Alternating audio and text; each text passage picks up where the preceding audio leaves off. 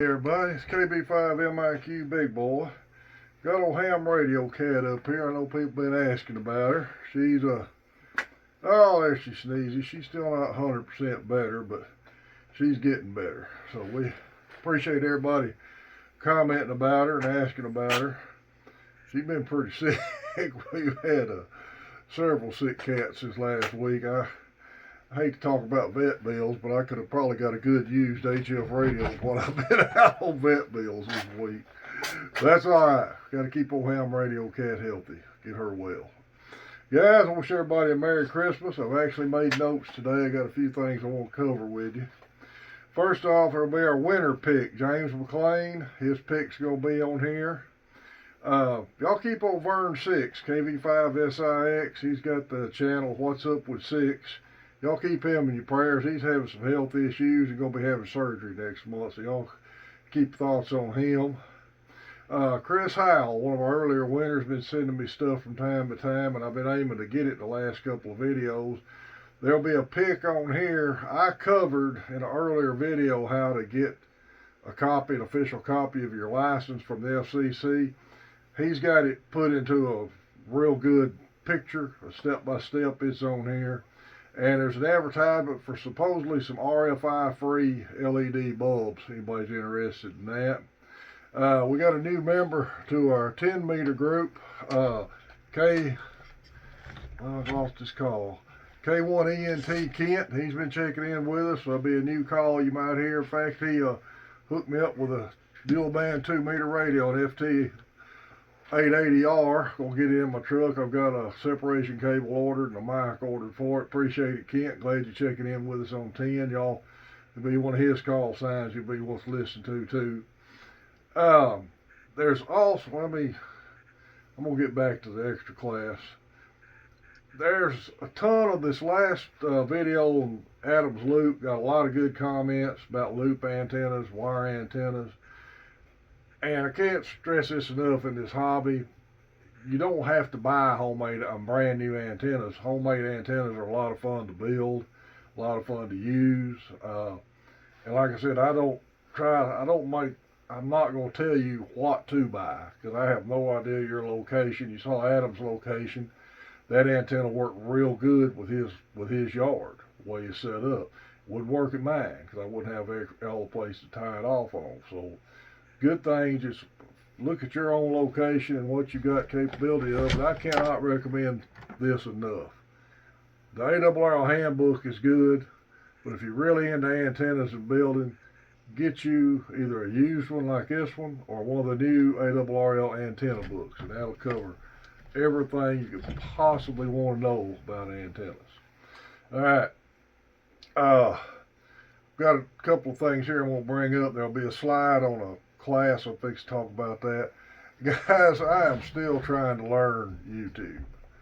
A lot of stuff that YouTube does I do not understand, and I hate to be the YouTubers always hawking for subscribers, but if you're subscribed to the channel, check and make sure you're still subscribed, because sometimes, and I've seen other YouTubers I've watched have said this, that for some reason YouTube unsubscribes people.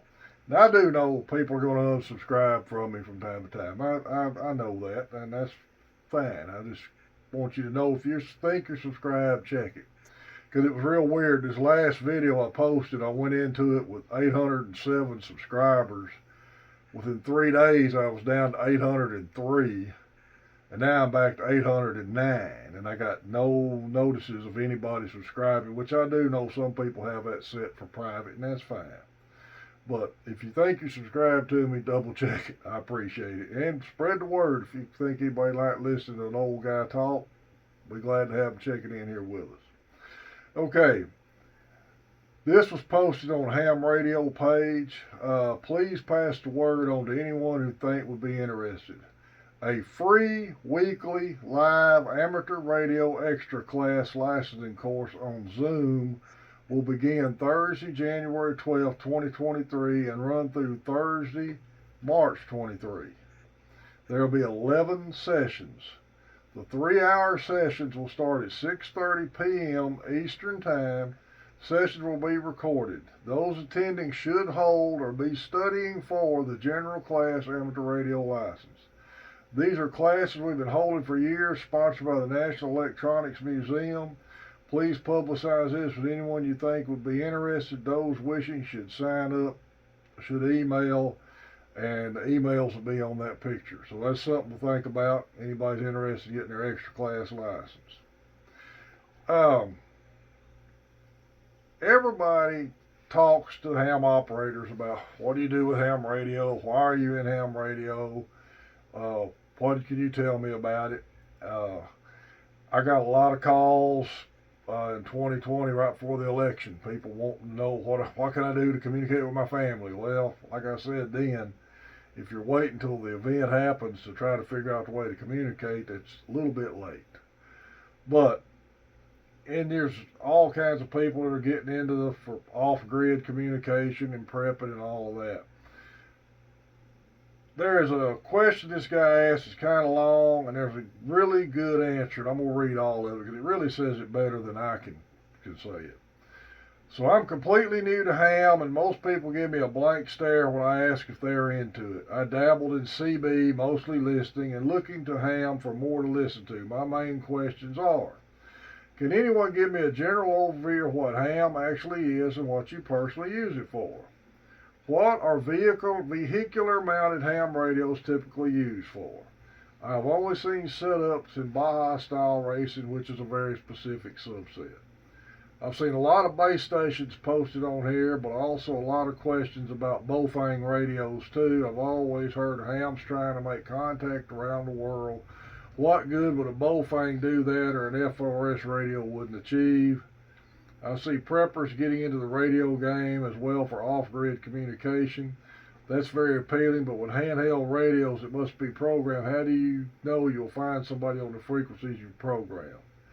I have more hobbies I keep up with, so I don't need to go dropping 2K on a base station setup or anything like that, but CB is largely stale, and what I can find is typically nonsense. I have used scanner and streaming apps on my phone just to listen, but it can be hard to find chatter. My main use for CB beyond listening is push-to-talk communication between two vehicles, which phones can do 99% of the time anyway. Outside of that, I have a scanner I use at dirt track races so I can listen into the receiver and hear what the drivers hear. I'm just curious about what hams actually do when they fire up their radios. Thanks everyone. Well, this is one of the best answers. Ham radio is what you make of it. Your license dictates your privileges and what you can do in the hobby. Technician licenses can use VHF, UHF on all bands and HF on certain bands, but only certain modes. General licensees have more privileges on HF than technicians, and Amateur Extra has full privileges on all bands. Personally, I use it to chase DX, like I do. Talk to faraway places, contesting, CW, Morse code. I don't do that. Parks on the air, fox hunts, and emergencies like Skywarn, which I participate in that myself. It's always a nice way to meet people you may not ordinarily meet. The majority of vehicle-mounted radios are VHF, UHF, FM, and are used for local communications similar to CB but more civilized. You can also use repeaters, more power than CB. There's also a fair amount of mobile HF radios allowing long-distance communication without a repeater. Your typical Bofang is a VHF, UHF, allowing you to talk on two bands using repeaters and more power. Now, I don't know where you get see is 50 watts in an FRS radio. FRS are limited to 2 channels, and the UHF band no repeaters and a max of 2 watts. A VHF, UHF ham radio has more capabilities than FRS. FRS may get you 2 to 3 miles of range, maybe. VHF radios have a simplex range of over 25 miles. We'll talk about that. 100 miles with a repeater, and hundreds of miles to use a repeater off satellite or the space station. You also have digital modes that will allow worldwide communication, and any can be used in text message to anyone, not just another radio. Ham radio operators follow what's called a band plan. These are frequencies set aside for certain operations. They are national calling frequencies for all hams that are familiar with and monitor. Some are reserved for repeaters, simplex modes, digital modes, etc., but any frequency can be used by anyone during an emergency. Also, most ham radios can be programmed from the radio front panel, so you don't need to pre-program anything. HF radios don't need programming at all, but there are a ton of resources to look up local repeaters for VHF, UHF radios, and band playing charts for HF radios. Still, no guarantee anyone will hear you. All depends if someone is listening and you have the right equipment to be heard. Typically, though, someone's always listening. While this hobby can be expensive, you don't need much to get started. A decent 50-watt VHF, UHF radio with some type of digital mode power supply and a decent antenna will run you around $500. The big money's in HF, where you can find a decent, even then you can find a decent setup for less than $1,000, especially if you look at used equipment. Hams are like Harley owners. They take real good care of their stuff. I have 2 radios from the late 80s, early 90s I've talked all over the world with, and I think cost me $300 total. Best advice, get the tech book, find a club, get the tech book, read, and get your ticket. Really good advice. And I agree with 99% of everything he said. The range on 2 meter talkie simplex is a little stretched out at 25 miles, depending on where you're located. All that's going to depend on location. But people ask us questions about this, because I still get asked questions about ham radio. Why do I do it? What do I do? You see on the wall back here, I'm a DX chaser. I like to talk countries, different states. I'm not a big net check-in person at all. I'll do check into certain nets on occasion. I do try to check into my club net. Guys, if you invite me to an HF net, I will try to check in, but I'm not going to promise you. I'll promise you right now I won't be a regular in it, because it's just not what I do. Like I said, we don't even call our group at 10 meters a net. It's just an informal round table. We try to get on 28-450, but if there's a net, there's a lot of nets on 10 when the band is open. If there's a net scheduled for 450, we'll move. We don't mind moving, because like I've said in earlier videos, if we're there first and the net starts coming in, propagation change, who'd say who was there first? But just being courteous, move, because if the net moves, not everybody checks that net's going to know they moved, and they're still going to be coming into your QSO there until they figure out where the net's at. So it's just easier for you to move. Just being courteous is all that is. Well, guys, we're at 809. We're going to do a giveaway at 900. I've already got MTC's hooked us up with a external speaker, and we've got another book. May have another item in the next giveaway at 900, and at 1,000 we're going to give some kind of radio away. Appreciate everybody who subscribed to the channel. Main Trading Company's had a wild sale going on all December. Hope y'all got to take good advantage of that.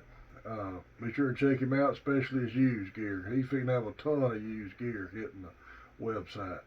And everybody, Hamfest and stuff are a good place to look for used gear, but you won't get a 30-day warranty, more than likely, from a sidewalk sale. And every piece of Richard's gear says, it'll say on the advertisement whether it's got a warranty or not, and most of his used gear comes with a 30-day warranty.